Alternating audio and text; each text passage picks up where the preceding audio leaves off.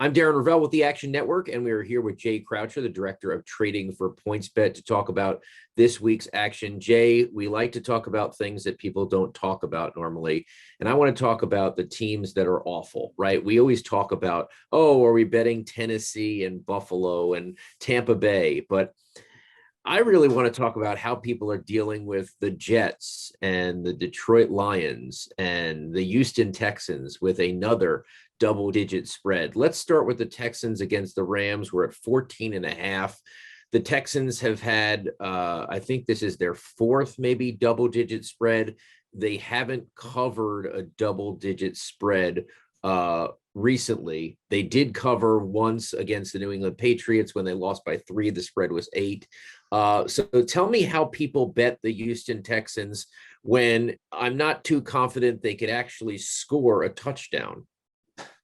Well, people bet the Houston Texans by betting the other side and staying away from Houston. And it's the same thing with the Jets, in particular, the Lions to a lesser degree, where, for better or worse, and I'm presuming a lot of other books as well, every week we need Houston, we need the Jets, we need the Lions. This week that won't change, although the Detroit-Philadelphia game, that's going to see more split action than certainly Jets at Cincinnati, where all the handle is on Cincinnati, even with the double-digit spread. That's our biggest handle imbalance of the weekend so far. Get out of here.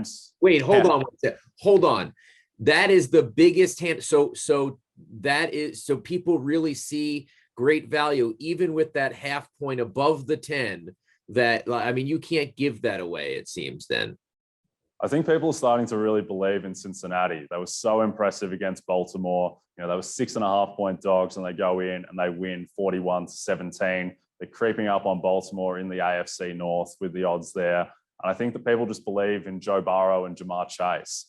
And they look at the Jets quarterback situation, and they don't want anything to do with that. And Cincinnati showed last week and the week before against Detroit that they can score explosively, which was a question. So the fact that they can put up these big scores, they can get to 30 plus, even 40 plus in Baltimore, people don't want anything to do with the Jets.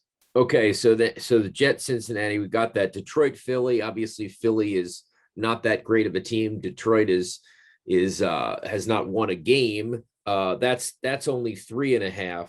And then LA, you're saying people are betting the Rams even at 14.5 because the Texans, they haven't even come close, right? They lost 40-0 to the Bills.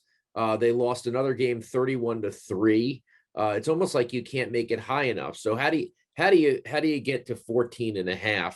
And do you think it's going to get higher right before game time?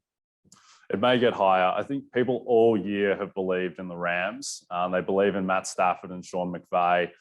This is a team that we've been setting very high all season, and we're still taking Rams money consistently. And I think you look at that Detroit game where Detroit threw the kitchen sink at the Rams, and that was enough to cover. That wasn't enough to win, but the Rams still won that game relatively comfortably, with Detroit probably throwing their best punch. So with Houston, this is probably the last week that you'll see them getting this, level of respect if they continue to get blown out. Where the Texans, at the start of the season, the Texans were perfectly respectable, and they've fallen off a long way since then. So this will probably be the week, the last week, like I said, that, they'll be getting this level of respect.